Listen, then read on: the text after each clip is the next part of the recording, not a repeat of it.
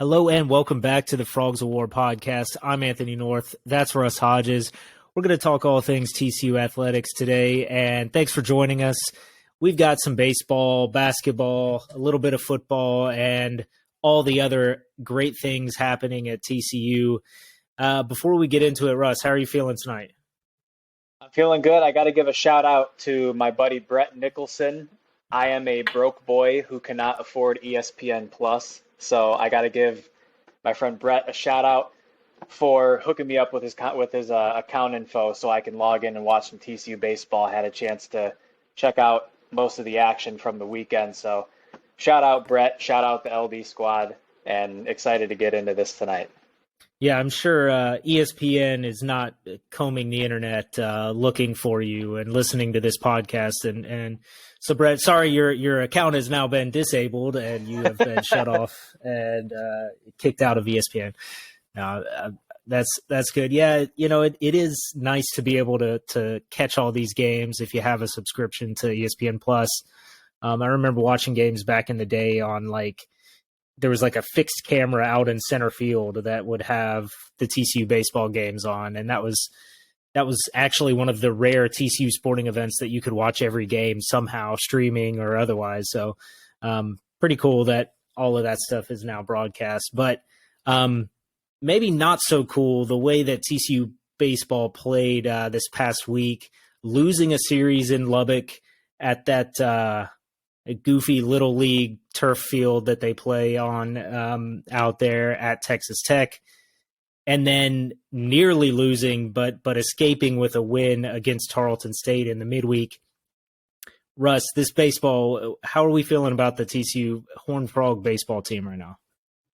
Yeah, there are a lot of takeaways from these last few games, and I'll go ahead and start with a couple of positives because there were some big positives to take away. And the biggest one is that this offense is still red hot and the bats are continuing to roll. TCU in this series scored 31 runs, had 31 base hits, stole 13 bases on 13 attempts.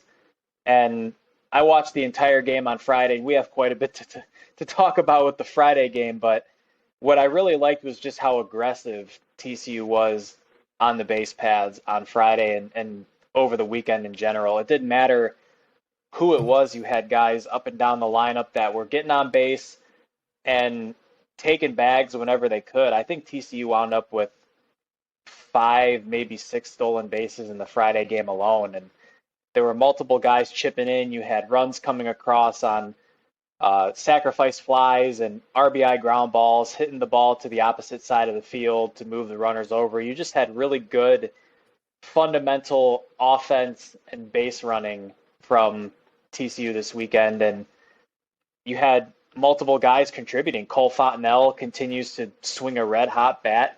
Braden Taylor continues to do his thing.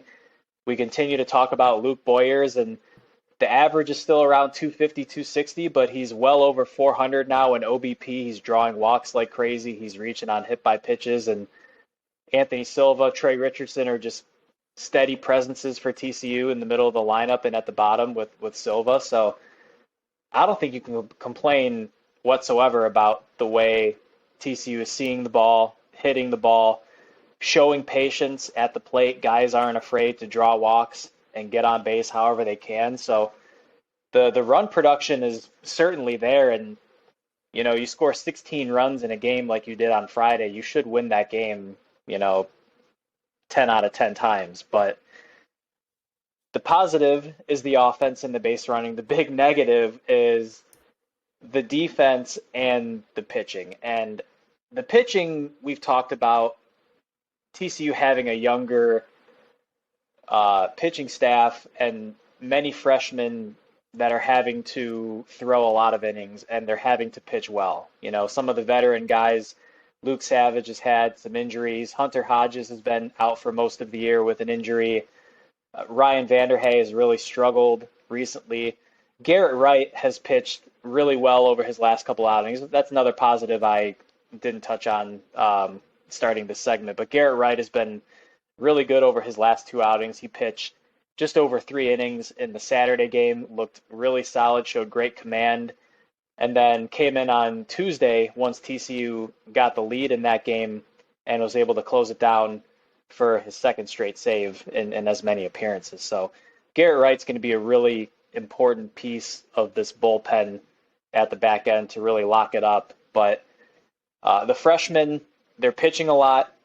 You knew at some point they were going to take their lumps, and Texas Tech certainly knocked those guys around over the weekend. Luis Rodriguez, Cole Klecker, Chase Hoover, Ben Abel, they've all pitched quite a bit. They all got knocked around over the weekend. And to give Texas Tech credit, I believe they scored 37 runs in this series, and they showed quite a bit of power, extra base power. They were doing just as much damage offensively as TCU was. But the Frogs in this Friday game in particular, I mean, I don't really know what was going on with the defense. I mean, we've seen the defense really struggle at times this season, games where you have 2 or 3 errors, but this seemed like a game where it should have been 5 or 6 errors at least in the box score. I'm not sure if the scorekeepers were from Fort Worth in this Friday game, but it was a disaster. I mean, there's really no other way to describe it. You had some plays in this game where they look like really routine baseball plays, and they're just not being made. And when you have the combination of bad defense and bad pitching, it's going to be really difficult to beat any opponent, regardless if they're in the Big 12 or not. And in this game, I mean, I could go through the list. You have a play where Luke Boyers is tracking a ball in left field and just loses the ball, and it bounces over his head, 2-run score. You have another play where Austin Davis is coming in on a soft line drive to right field, and he just drops the ball, can't make the play on it. Trey Richardson is charging a shallow ground ball to the second base side, fields it cleanly, and then just throws it away. And Cole Fontenelle is maybe 15 feet away from Richardson and just can't make the play.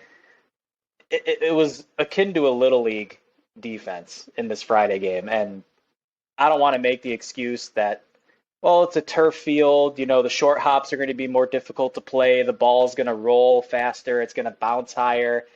And the ball did have some interesting bounces in this game on some of these hard grounders, but these are high-level college players. They were high-level high school players. They've traveled all over and played at many different facilities. They know how to play on turf. They should have been prepared defensively for what this field was going to present them. And, to put some of the blame on Kirk Saarloos, I mean, TCU just looked, frankly, unprepared for this series defensively. And we're at a point in the season now where TCU's 30 games in. I mean, some of these defensive mistakes that we're seeing are mistakes on routine plays. And to just kind of put it into context, the disastrous 7th inning that I'm sure we'll talk about in a couple minutes, of the 9 runs that Ben Abel gave up in that frame, only 1 was earned. Typically, if you give up 8 earned runs in a game over a full 9-inning game, you're probably going to lose or get blown out. But to do that in 1 inning is just flat out embarrassing. So, this series, there were some positives. Like I said, the offense was really good. The base running has been solid. Really happy to see Garrett Wright get back into form, but the pitching has been rough, and if TCU continues to play defense like this, the Frogs have no chance of competing in this conference. Yeah, and I think we'll get into some big picture stuff here in a little bit, but to dig in on that Friday game, probably the most frustrating TCU baseball watching experience I've had in my time as a TCU fan and follower of all TCU sports. I mean, it was this 7th inning. TCU goes into the inning ahead by 2 runs, score 4 runs in the top of the 7th to take a 16-10 lead into the bottom of the 7th inning. The Ben Abel comes on relieving Hoover, and is really left out there to flounder as things fall apart. I think the decision to continue to leave him out there to sweat out and really suffer through this, I think it's really tough. I mean, that's a very, it's an unfortunate position to have to put your true freshman pitcher. I mean, he doesn't have that many innings under his belt. To leave him out there throughout this entire nightmare of an inning is really unfortunate. I mean, to his credit, yeah, there were probably what should have been maybe 4 or 5 errors just in this half inning alone. But also, he really got squeezed on some pitches that I think the umpiring, the officiating in this series all the way through was pretty suspect.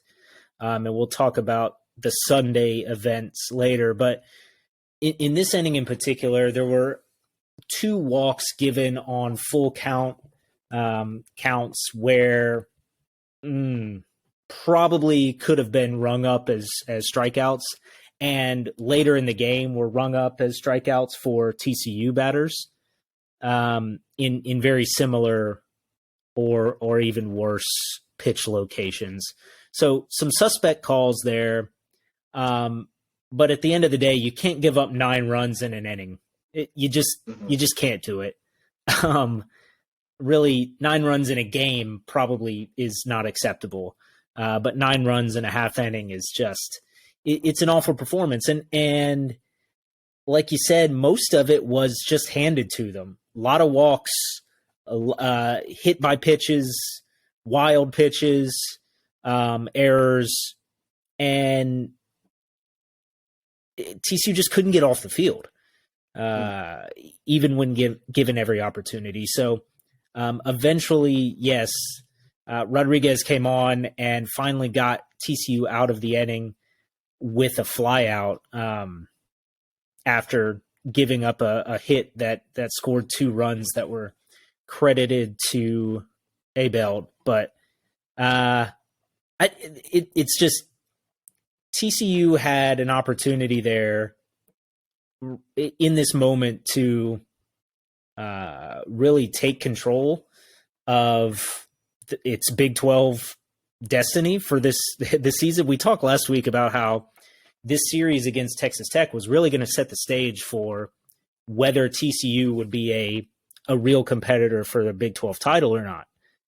And this game was really indicative of, well, maybe not. I think TCU is going to have a tough time getting back into that race at this point. Obviously, this weekend series against Oklahoma State would have a lot to say about that, and we'll see how that turns out. But as TCU plays here as we're recording Thursday night, but I think losing this opener really set TCU back for the weekend. Obviously, unable to take the sweep, able to bounce back in that second game, but oh man, we were texting throughout on the group chat throughout this inning as it was all kind of falling apart, and it's just really hard to watch. And it's concerning because when you consider how the series ultimately panned out, with TCU winning 10-7 on Saturday, losing 10-5 on Sunday, this was ultimately the game that decided the series, because this was the game that the Frogs seemingly were in control of, despite some of the back and forth. It was, obviously an offense-dominated contest, much like a 12U Little League district tournament game with the runs scored and the pass balls and the stolen bases and everything, but you still had to feel somewhat good about a 6-run lead going into the 7th. And just to kind of paint the full picture of what transpired during that frame, Ryan Vanderhey started the game and did not look very good. Didn't last all too long. Chase Hoover came in and relieved him. Texas Tech deploys quite a few lefties in their lineup, and the Frogs only have a couple of lefties on the entire staff. So Chase Hoover, I thought, showed some good stuff, got some key strikeouts when he needed to, gave up some hard contact as well, but I thought he pitched about as well as he could have. He gave up 5 earned runs, but it really should have been more like 2 or 3 with the defensive mistakes. But anyway, Hoover paves the way for Ben Abel to come in the 7th inning, and he gets the first out, I believe, on a fielder's choice, and Texas Tech scores its first run. So it's 16-11. There's 1 out. Unfortunately, Abel runs into some trouble. The bases get loaded, and he gets ahead 0-2. And at that point, you're feeling pretty confident that something can happen. Either you get a strikeout or hitter just trying to protect the plate maybe is induced into a weak ground out of some kind. Instead, he falls all the way behind and walks that batter on a full count. A run comes home. Next batter is walked on 4 straight pitches. And so 2 walks result in 2 more runs. Now it's 16-13. And the bases are still loaded with 1 out. And you're thinking, okay, someone's got to be warming up in the pen. A mound visit has to occur here. You could even argue he should have been pulled out of the game at that point in time, and someone should have been warming up after he gave up that full count walk. Nope. Kirk Saarloos is just chilling in the dugout, and nobody's warming up in the pen. Next batter is hit by a pitch, and another run comes home, makes it 16-14. I think at this point there was a mound visit that occurred, and I don't remember if it was Saarloos or TJ Bruce that went out and talked to the infield, but a mound visit took place. I'm not sure if anyone was warming up at this particular juncture, but it's 16-14, and they leave Abel out there despite the fact that he does not have anything. Like, the kid is struggling, right? Next batter grounds the ball to first base. Cole Fontenelle has to go quite far off the bag to make the play. He can't get the out at home because the runner's going to beat him to the bag. Trey Richardson forgets to cover first base, and Fontenelle is too far off the bag to beat the runner to first base, so there's no play. He has to eat the ground ball. It winds up, I think, officially scored as an infield single. It was really more of a fielder's choice, but that brings another run home, and it's 16-15. Abel is still in the game, and then the next batter bombs a 2-run double to deep left field. 17-16. Texas Tech has its first lead of the game, I think. And then Kirk Saarloos goes out and pulls his freshman pitcher for Luis Rodriguez, who then comes in and gives up a 2-run knock before ultimately getting out of the frame. So, I mean, as bad as this inning was defensively, and Abel did not have his command during this outing, but if you're Kirk Saarloos, I don't get how you don't show more urgency there. Like you said, he left his freshman pitcher. And remember that this was the Friday opener of a key Big 12 road series, and you just leave the freshman out to drown on the mound without throwing him a life raft. I mean, the commentary on social media after the game, some fans on Twitter were pretty upset with how this inning was managed. I'm just going to call it how I see it. I feel like it was really bad from Saarloos, and the weekend as a whole, you can argue, was pretty bad for him as the head coach, the way that the games were managed. But it was really frustrating to watch. It just feels like it was a situation that, TCU put themselves in, especially considering the fact that Texas Tech could also not get anybody out. I mean, the Red Raiders had 5 errors. They deployed 6 or 7 different pitchers in this game who struggled to get guys out. It was like Texas Tech is like, here, TCU, take this Friday opener win, and the Frogs are like, take it back. We don't want it. It was just incredibly frustrating to watch, and I have to believe Kirk Saarloos is thinking he would want this one back because that seventh inning, like you said, it was for me personally, that was the most embarrassing inning of TCU baseball that I've seen. And you hope that you don't have to deal with anything like that again. Hopefully we're not here on the podcast talking about another 9-run inning at some point later on this season. It was bad. It was Yeah, bad. I'm luckily done. it's just My rant is over with. I think luckily it was just a regular season game. It hurts to lose to Texas Tech. That's no fun. It hurts to lose conference games, but it's baseball. It's the kind of thing that can happen, and there's still plenty of baseball to be played to bounce back from it. But the one thing that I really hope doesn't happen as a result of this is that it totally destroys Ben Abeld's confidence and like his belief in his abilities. And pitching is as much a mental game as anything. And if he's going to he has the opportunity to have a long successful career at TCU, and don't want this is as bad an outing as you can have, and hopefully it's the worst outing that he has in the purple and white, and he gets back on track for the rest of his time in Fort Worth. But you don't want I don't know, what's that Astros closer that Albert Pujols ruined his career, kind of thing. Brad Lidge, there you go. You don't want the Brad Lidge where it's like you have that bad moment and you're just cooked. So, I think that's the job that Saarloos will have to do now, is get these guys in the right mindset to move forward. And certainly the second game of the weekend, TCU bounced back and was able to get a win and salvage at least something from the weekend to prevent the sweep, the reverse sweep to last season where TCU took 3 off of the Red Raiders in Fort Worth, to this season at least keeping them down on Saturday.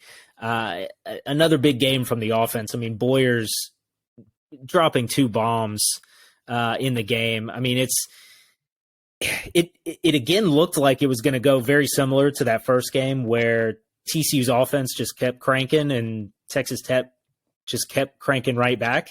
But luckily TCU was able to escape. Like you said, Garrett Wright, really shutdown job out of the bullpen to come in and preserve that win for TCU on Saturday. I'm glad you brought up Ben Abeld's confidence because, and we'll get into the Tarleton game here shortly, but I watched this game on Tuesday and he did pitch in this game. I think that shows a little bit of confidence from the coach that he's willing to put the kid right back out there a few days after that outing on Friday. But in addition to that, he looked really good in this outing. He was attacking the zone, pounding the zone, a lot of first pitch fastballs. Didn't feature a whole lot of breaking stuff in this outing, but he's got that unique sort of sidewinder delivery where the arm slot is more off the side. It's kind of like river ridings a little bit. But he was really pounding the zone. Everything was over the plate. He was able to get a couple guys out on some weak contact and looked like a much better pitcher than he did on Friday. So I'll just say that about Ben Abeld. I don't think his confidence, if he continues to string together outings like he had on Tuesday, he'll wind up proving to be a real asset for the bullpen. And getting back to the Saturday game, 5 home runs for the Frogs as a whole in this game. Luke Boyers, like you mentioned, with 2 bombs, and he's really gotten going since moving up to the 1 hole in the lineup. Before then, I think he was hitting, 5th, 6th, 7th, and was struggling with strikeouts at the plate, which was pretty surprising for someone as patient of a hitter and someone that has that kind of eye to draw as many walks as he has drawn this year. I think he's up to 24 or 25 walks drawn in less than 100 at bats, that's impressive when you can hit 250 and pull an OBP that's hovering around 430, 440. He's able to get on base, however he can, and that's what you need from a leadoff hitter. It's not always about hitting 300, 350 and having great speed. Sometimes it's just about getting on base and setting the table for the dudes behind you, like Trey Richardson, who's hitting over 300, Braden Taylor, who's in double digits with home runs, Cole Fontenelle, who, as we're recording this podcast, went deep in the game earlier tonight, so he's up to 8 home runs now on the year. So really happy to see that from Boyers at the plate, just to be able to get on base and set the table for the rest of the guys. And again, Garrett Wright locking down the save. And when he's right, I know Luis Rodriguez has been sort of the de facto closer with Garrett Wright dealing with some shoulder issues, I think. But if Garrett is right, he is going to be the closer, I think, for TCU. And he may not be a Durbin Feltman or a Riley Farrell, but he has a really good fastball. He's got a great slider.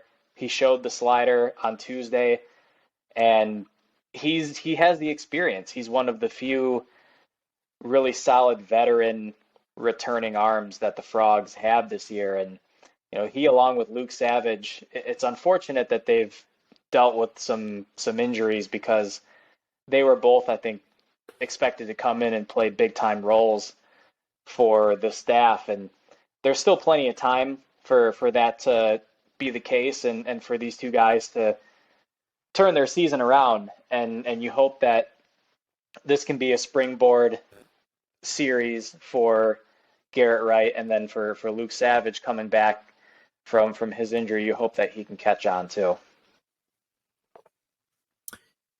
Yeah, I mean, I guess we could just move on to the Sunday game. We've been talking about this series too long, I think, already. But the Sunday game, another frustrating outing where, again, TCU takes an early lead and is very quickly loses said lead, unable to hold on to it in any way. I wasn't able to watch much of this game. I had to work on Sunday, so missed a lot of that. But following along on social media, seemed like tempers were starting to flare, and there was a lot of frustration from the TCU players, obviously the TCU bench as well. Russ, what went down in this Sunday contest against Texas Tech? Well, you had some questionable umpiring, like you mentioned at the early part of this podcast. Some questionable calls at the plate. Braden Taylor was visibly frustrated with a call in this game and was ultimately ejected. Kirk Sarloos was also given the toss in this game, and tempers were flaring on both sides, but players were going off the field on one side and not the other. You had Braden Taylor and Kirk Sarloos getting ejected from the game. You had Austin Davis getting hit by a pitch and leaving the game. Elijah Nunez was hit by a pitch and also left the game. The good news is both of those guys avoided anything serious. Austin Davis was back in the lineup against Tarleton on Tuesday. Nunez didn't start, but he did come off the bench and give an at bat. So that's the good news. Nunez has already had to miss time getting hit by a pitch in the helmet and suffering a concussion. So you hate to see guys, especially at this critical juncture of the season, be sidelined with injuries as a result of hit by pitches. But you could argue the umpiring was a little one-sided in this game, but at the same time, the Frogs just struggled to pitch. I mean, Cam Brown came in as the starter for this game and, again, couldn't get out of the fourth inning. He's one of the guys that really needs to be a regular he needs to be a quality start every time he's out there for this team to be competitive at the top of the conference or to potentially make a run in the NCAA regionals. And I feel like with Cam Brown, we've been kind of waiting for him to really take that leap to being the ace of the staff over the last year or two. And he has the experience, and I think he has the stuff. He has a great fastball. He has some good off-speed stuff, but just leaving too much over the plate. And he just hasn't been able to consistently go deep into games with that good stuff. And it's tough right now for this pitching staff. I think Kirk Saarloos is probably asking himself, what's our starting rotation? What's our best three right now? Because Ryan Vanderhey, who pitched in relief on Tuesday, is not a weekend starter right now. Chase Hoover actually started the game earlier this evening. Cole Klecker is going to start tomorrow, and then Cam Brown on Saturday. So Saarloos is trying to figure out, who can I get consistent innings out of? And if I have to start throwing more freshmen like Hoover or even a Braden Sloan, who's been your midweek starter, then that's what he's got to do. It's just kind of discouraging to see the pitching really struggle, especially from a couple of your veteran guys like Vanderhey and Cam Brown, who you came into the season really, really counting on to be your number one and number two guys. Yeah, and I think there was a little bit too much faith that Vanderhey was going to just come in and be an ace. I personally didn't really understand where that conversation was coming from. I mean, it's not like he was a super duper star out at Kansas, right? And Kansas, yeah. I don't, I think if that was really the expectation internally from the coaching staff, from the program, I don't necessarily know that it was a miscalculation, but certainly he has not lived up to that expectation. So, and in the same breath, no one has stepped up into that role so that, I mean, the Frogs are struggling to put together a complete pitching staff. I think we maybe underestimated how strong that staff was last season. Losing Riley Cornelio and Marcelo Perez, maybe they're not as easy to replace as TCU fans and the conversation around this season's Horned Frog team was going to be. So that's unfortunate. I think that like I had said, there's still more baseball to play.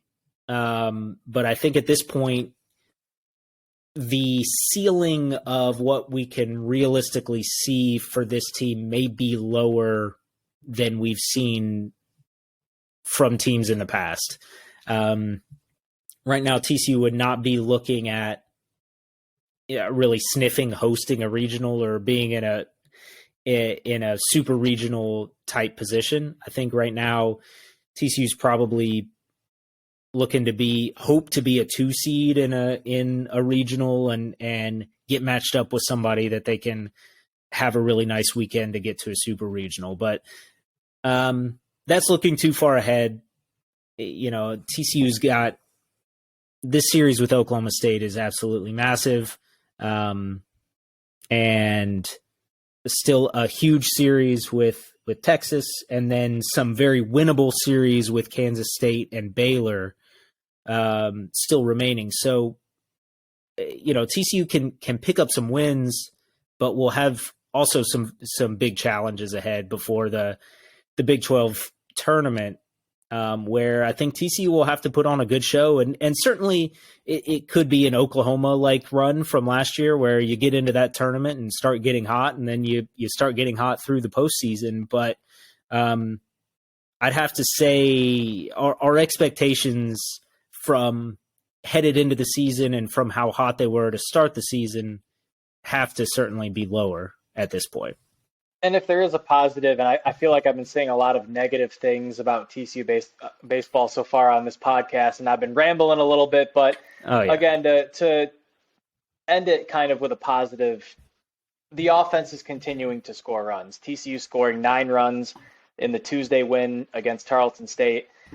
It's unfortunate that you feel like every game is just kind of like a race to 10, almost in the sense that can TCU just outscore the other team? You don't always want to win that way. If you occasionally have to win that way, so be it. But the Frogs right now look great at the plate. That's really encouraging. And we felt that this team had that capability on offense with the power bats coming back, the veteran experience with guys like Nunez and Boyers. Cole Fontanelle has come in, and he's making the case that he's the best hitter on the team right now. I mean, his extra base power is fantastic. His home run power has made a huge difference. He's really locked down that number 4 hole in the lineup that we thought maybe David Bishop would have. And as great as his offense has been, and Anthony Silva has also been huge at the bottom of the order, he's almost been like a second leadoff man. Having him in the 9 hole, you think you get to the bottom of the order, and as a pitcher, you're like, whew, let me wipe my sweat off my brow here. I can catch a break, but you got a 300-plus hitter at the 9 spot who has come up clutch. I mean, he had a go-ahead 2-run single in this game against Tarleton. TCU was down 8-7. He comes up in a big spot and just gets a nice little poke right up the middle and brings 2 runs home. So the offense has been great. If there's one player that I would like to challenge from this TCU offense, I think it would be David Bishop, because we've talked about David Bishop as being a key returning player from last year, and there was talk that, he's bulked up quite a bit, and he showed some power last year as a freshman, was one of the few dependable hitters TCU had in the middle of the lineup, but it almost feels like this is drifting toward being a lost season for him. His average is down to almost 200, only 2 home runs on the season. It's been a huge struggle for him in the field as well. Cole Fontanelle has sort of taken his first base spot away. I think when Bishop has been starting in recent games, he's been a DH. And you have some young players like Logan Maxwell who have looked pretty good in limited at-bats. I think Logan Maxwell is hitting over 300 in about 24, 25 at-bats. So David Bishop, if he can get going with the rest of this crew, this offense is already performing at an extremely high level. They have a chance to peak, really, in my opinion, if they can get him right. And I know Curtis Byrne just got back from a little injury as well. So those two, if the Frogs can get them going, specifically David Bishop, this offense is going to be unstoppable. That's the way I view it.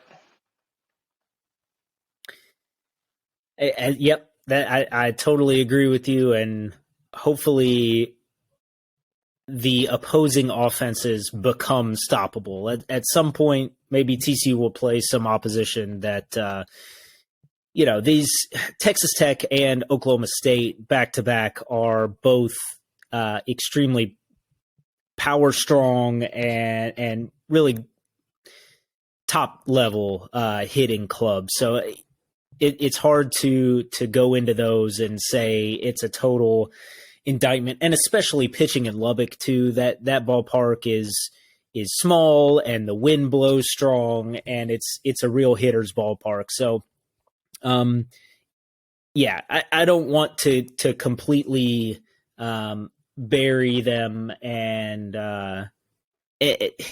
but you gotta win some of those games. So we'll see how the Frogs do this weekend against Oklahoma State, and a really tough series. It will be an opportunity though to go get some huge wins.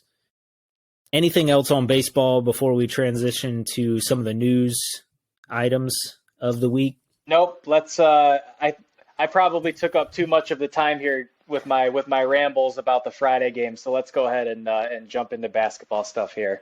Awesome. The big news from basketball this week was a huge commitment of Jameer Nelson Jr., the point guard from Delaware, transferring in to join the Jamie Dixon squad here in Fort Worth.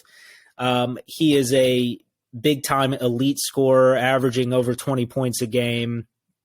A lot of experience. He's played 4 years in college. Really expect him to jump right in to be the starting point guard for this team starting next season. Obviously, you recognize the name. Jameer Nelson was his father was a star college basketball player at St. Joseph's, played for forever in the NBA, was a high draft pick. So he has the pedigree, he has the experience, and he was one of the top available players on the transfer market, and TCU scoops him up. We talked last week about Dixon really needing to refill this roster with some transfer talent. We were talking primarily about filling big man roles that it was really missing from last season's team and would be needed big time with the loss of Eddie Lampkin. But we also talked about a scoring guard was going to be critical, and this is a playmaker, a distributor, and a scorer. Jameer Nelson is a huge addition to this TCU basketball squad. And he ranks, I believe, in the top 5 amongst all transfer portal players in this class. So this is a player that's going to come in and I think fill that lead scoring guard role that Mike Miles is vacating. And it's a huge addition. I think the next question is who's going to be his running mate, because we know that Damian Baugh is likely going to be concluding his career at TCU. I don't think a formal announcement has been made yet, but you have to believe that he's done, and we know that Mike Miles is also Audi 5000. So if they can land someone like, for example, Primo Spears from Georgetown, the transfer point guard that's averaging 15, 5, and 4, I think that would be another huge addition. They have a couple of other guys that I think they're looking at, but this is a huge addition, I think, because it sort of sends a message to the rest of this transfer portal market that this is a team that's had back-to-back NCAA tournament appearances, a team that is playing in I think, the best basketball conference in all of college basketball, and you have a top 5 portal player that wants to come play here. So I think the message to some of these other highly touted transfers that have the experience to make an impact right away is good players want to come here. I think that's a good message that TCU is sending with being able to secure a player like Jameer Nelson Jr., who was highly sought after by several different high-level programs. So it's exciting. I'm looking forward to seeing him. I looked up a couple of his highlights on Twitter shortly after the news broke, and I can't remember who exactly Delaware was playing, but he drove down the lane and threw down a nasty left-handed dunk on somebody. It was an NBA finish, I'll tell you that, and the name says it all. So excited to have him as a part of the program. Welcome to Fort Worth, and it's a great start to the off season. We've had some guys enter the portal that may be looking for a bigger role elsewhere, but to have a player that is going to be an immediate high-level contributor is a really good sign. Yeah, would love to see the next player come on down. Hopefully we see a big man join the fold here. Go ahead and bring in Hunter Dickinson from Michigan, or Graham Ike from Wyoming, or give me a little Kel Ware from Oregon. There you go. A little Amok from Texas Tech. That would be just fine. Would love to see a big man join the fold. I think that's the next big thing. But potentially another hole on this roster left from another departure, as reserve guard Shahada Wells also has entered the transfer portal, and I don't know that he would have been a huge playmaker going forward, but certainly another hole in the roster, as he did fill a pretty important role with Miles out. He took on that kind of lead guard role when Mike Miles was injured, and performed relatively well in that role. Obviously not the player that Miles is by a long shot, but he at least did provide some level of value when he was on the floor for some moments throughout the season. We'll see where he lands next, but I think, there was an opportunity here where he maybe steps in as that second guard. If Dixon is unable to bring in any big level other transfer for that other guard role in the starting lineup. So Shahada Wells, I think, never really got to that spot here with the Horned Frogs. And maybe if he had stayed another season, it could have made it, but he'll take his talents elsewhere in this offseason. We will forever be thankful for the Kansas game from this was the Shahade Wells game. I think we nicknamed it the game. Yes, putting up 17 points at Fog Allen, and like you said, he was a player that played a significant role with Mike Miles being out with that knee injury, and he had some really good performances. He had a 16-point game in a home matchup against West Virginia after TCU had lost the first one to split that series. That was a really big win. Played well off the bench against Mississippi State as well. It was one of the few guys that could really get to the basket in that game and make anything happen on the offensive end. So I think TCU is going to be missing a little bit of a scoring punch off the bench. I think if you put Jacoby Coles aside from this past season, Shahade Wells was your second best bench player in terms of just scoring. He could rebound it a little bit. He could dish it out. Struggled a little bit on the defensive end, but he doesn't have a whole lot of size. And so when you're 6 feet guarding guys that are 6'4", 6'5", it could be a challenge, but he delivered in some key moments, and it's going to be a notable loss for sure for this bench. You're going to need to replenish that with some young talent, or perhaps some portal guys like Trey Tennyson, who's experienced shooter from Texas A&M Corpus Christi that TCU's reportedly looking at, shoots 40% from three-point range. Maybe he winds up coming through, but sayonara, Shahade, and thank you for the Kansas win and all your efforts off the bench this year.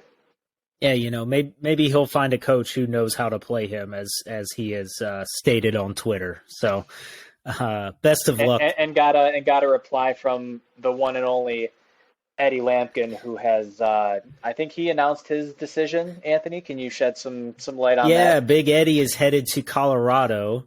So he's committed to Colorado. I think there was reporting out there that he was on his way to Georgetown a few weeks ago, and he took to Twitter to refute that reporting. And then he took an official visit to Colorado and has since committed. So it looks like Eddie Lampkin is headed to the Pac-12. I think he'll find some success there. Hopefully he gets his mind right there in Boulder and proceeds to have a good career there. I think he has every opportunity to go dominate. Look forward to seeing him take down Arizona a few times during this upcoming season. So good for him. Unfortunately, I kind of wish he had gone to Georgetown. Well, for a few reasons. First of all, I'm a big time Georgetown fan. I from birth, I was born on the Georgetown University hospital on campus, and so a big Georgetown fan my whole life. And TCU is playing at Georgetown in the Big East Big 12 battle next season in December. That has already been released, and so super excited. I'm excited for that. I know probably TCU fans are less excited about that generally because the Frogs played the Hoyas in DC like 2 years ago. So given the number of teams in the conference, I don't know why we're already recycling opponents at the same location in that conference versus conference matchup. But nonetheless, it's fun for me because I'm excited to watch the Frogs take on the Hoyas.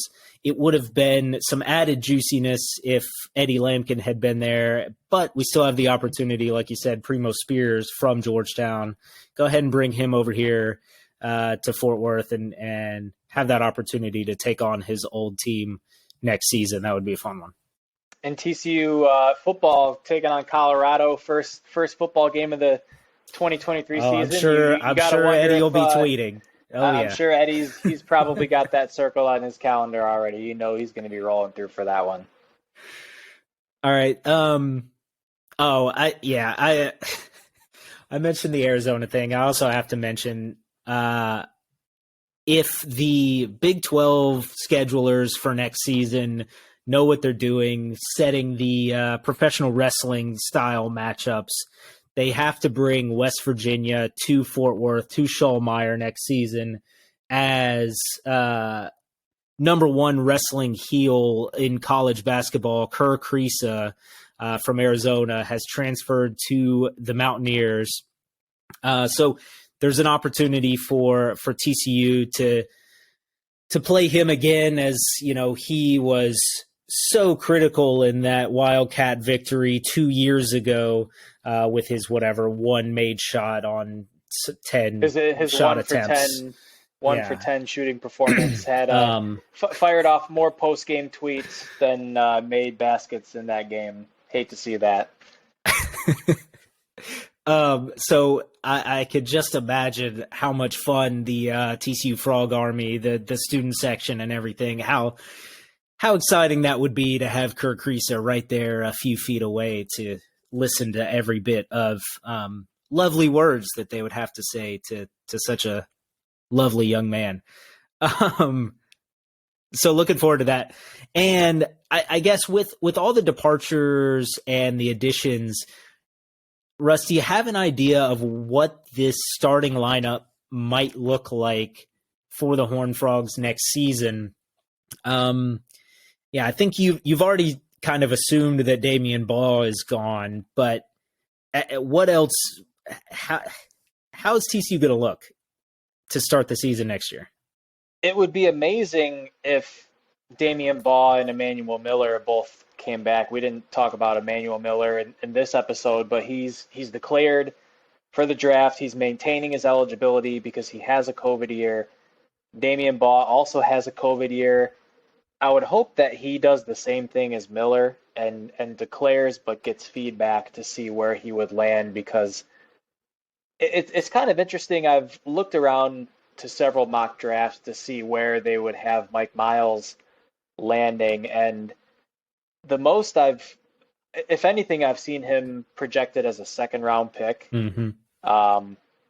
Baugh, and if Mike Miles is a second round pick, Damian Baugh and Emmanuel Miller are probably not going to get drafted. And I understand that, they're grown men. They got to do what they got to do for themselves and their families. And there's plenty of money to be made. There's plenty of professional basketball opportunities that don't include being drafted to the NBA. So yeah, absolutely. Certainly playing overseas, in China or Turkey or Israel or wherever. But as the selfish TCU fan / co-host of the Frogs of War podcast, I think if you had Damian Baugh coming back and you paired him with Jameer Nelson and you had Emmanuel Miller to pair with Micah Peavy or Jacoby Coles, and you found a starting caliber center, that's a pretty dang good starting lineup.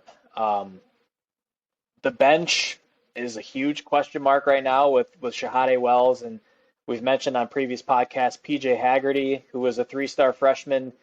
He's entered the transfer portal.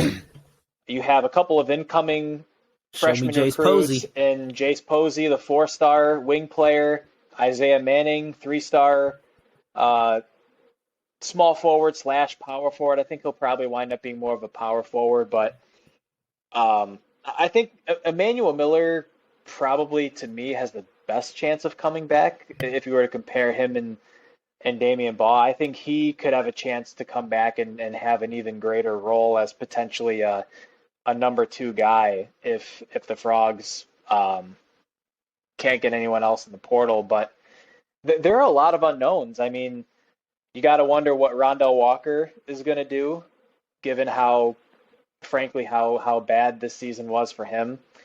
Xavier Cork had some good moments, but also had quite a few struggles. And Suleimani Doumbia has also entered the portal along with Eddie Lampkin. So your roster right now is really lacking in size. You really need to go out and get one or two centers with some skills. I would like to see the Frogs go out and get somebody that can put the ball on the floor a little bit and run the floor well, not necessarily demand the ball down low and kind of slow down the pace. I think TCU has sort of found an identity with the tempo and being able to play good perimeter defense and score on the fast break.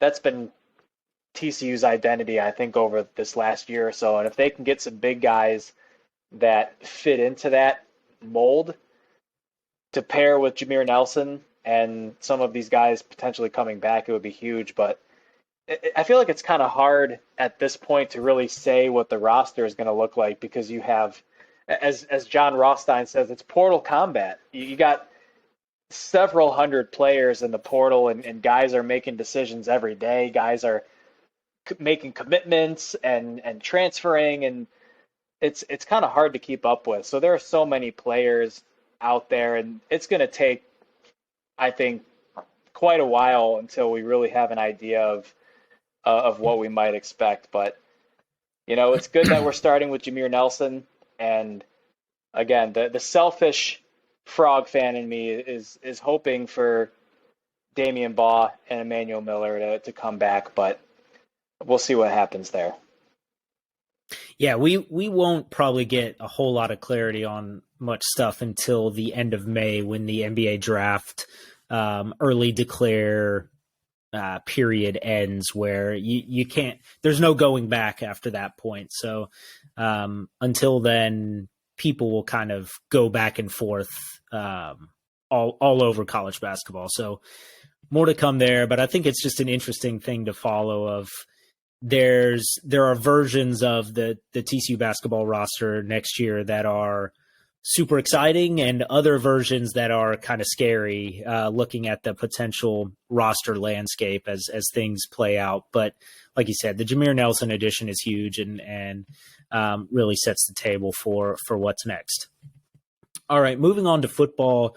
The big news of today, local Aledo quarterback, 2024 dual threat quarterback, Hoss Haney, has committed to TCU. He's a 3-star guy, but has gotten a lot of buzz lately, had been committed to Duke previously, and has, I think his buzz has really been, people were surprised at how well he could throw in some of those like Elite 11 type showcases, but he's also kind of a sprinter. So a real true dual threat, but a small guy, 5'11", 185. We'll see how he develops as he gets to campus, but TCU gets its first commitment into the 2024 class, replacing former commitment of the quarterback Marcus Davila, who after Garrett Riley departed for Clemson, he decommitted and has since left for Purdue. This was pretty big news to come out today. I know his rankings aren't super high on 24/7, but I think there's reason to be excited for TCU fans here. Yeah, I think you're excited to get any quarterback at this point, but Hoss Haney has talent.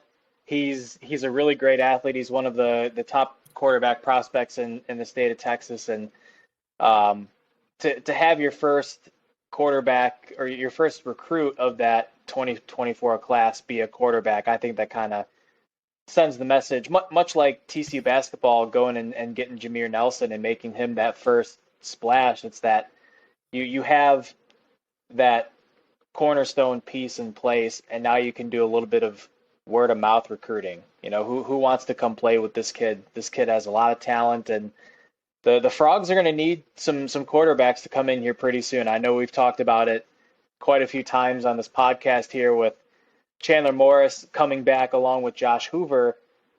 I believe those are the only two scholarship quarterbacks that you have on the roster right now, because Sam Jackson transferred to Cal Berkeley, Max Duggan, of course, declaring for the draft, and then TCU just could not land another quarterback. They made a run at Sawyer Robertson, the Mississippi State transfer. He winds up at Baylor. They made a run at Walker Howard, the LSU transfer. He winds up at Ole Miss. And then they made a last-ditch run after hiring Kendall Briles of Jaden Rashada, and he winds up committing to Arizona State. So I still have to believe after this spring ball period, when the portal reopens, TCU is going to try and add some kind of a veteran quarterback just to have more depth on the roster, because you look at Chandler Morris and Josh Hoover, and let's go ahead and throw Hoss Haney into that mix too. Morris at 6 feet, 195, Hoover at 6'1", 205, Hoss Haney 5'11", 185, and he's going to develop being only a junior in high school, but these aren't the biggest quarterbacks, and you're losing your entire interior of the offensive line with Steve Avila, Alana Lee, and Wes Harris. So these guys got to stay healthy. They got to stay healthy, not just during the season, but throughout spring camp and the spring game and over the summer and into fall ball, because the last thing you want is to have a walk-on throwing with the ones and the twos, because it hurts the development at the quarterback position, but it also hurts the development of some of your skill talent. And TCU has a significant wealth of skill talent on offense with some of these incoming transfers like J.P. Richardson from Oklahoma State and JoJo Earl from Alabama, Jalen Robinson from Ole Miss, Trey Sanders, the running back from Alabama. The list goes on. TCU's got plenty of guys that can do some serious damage with the rock in their hands, and if you don't have any healthy quarterbacks to get them that rock, it's a problem. So excited about adding Hoss Haney to the crew. Welcome to Fort Worth, class of 2024, and already a pretty stacked 2023 class. A lot of these guys are enrolled early and participating in spring ball already. So the future is going to be here before we know it. So excited to learn a little bit more about this kid, and just excited to get into some more football stuff here soon. Yeah, for sure. And with the quarterbacks on the roster currently, obviously last season we had a very kind of public and high profile quarterback competition between Chandler Morris and Max Duggan. And supposedly, according to Kendall Briles, there's an open competition between Morris and Hoover this season. I don't know how much to believe Kendall Briles when he speaks, much less on this particular topic. It sounds like a little bit of gamesmanship to keep his guys motivated, but do you think there's any chance, barring injury, that Josh Hoover's taking the first snap against Colorado in September?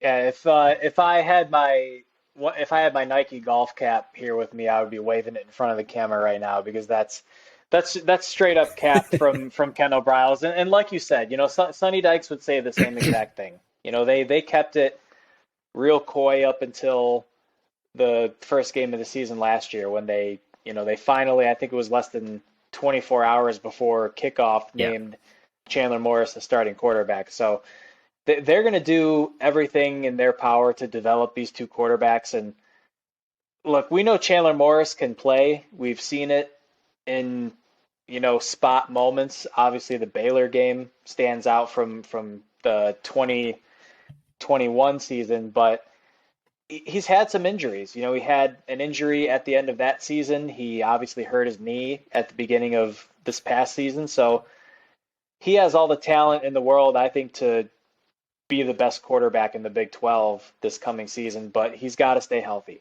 I think he has the arm talent. He can make the reads. He's athletic. He's shifty in the pocket. He's not the same kind of designed runner that Max Duggan was, but he does a great job at keeping his eyes down the field, and he has a really good pocket presence to him from when I've seen him play. He senses pressure. He's able to maneuver around the edges and make things happen with his feet when he needs to. So excited to see Chandler Morris continue to develop, and then Josh Hoover, being a redshirt freshman this coming season, is going to have a huge opportunity with the twos. And there are going to be some talented second and third string skill players on this team when you consider that, Trey Sanders might wind up being a backup running back, and someone like Jordan Hudson or Cordell Russell or Jalen Robinson, they might be twos on the depth chart at the wide receiver position. So there's going to be a lot of development happening for these two quarterbacks. The opportunities there are going to be huge. I think they're going to be getting in a lot of reps.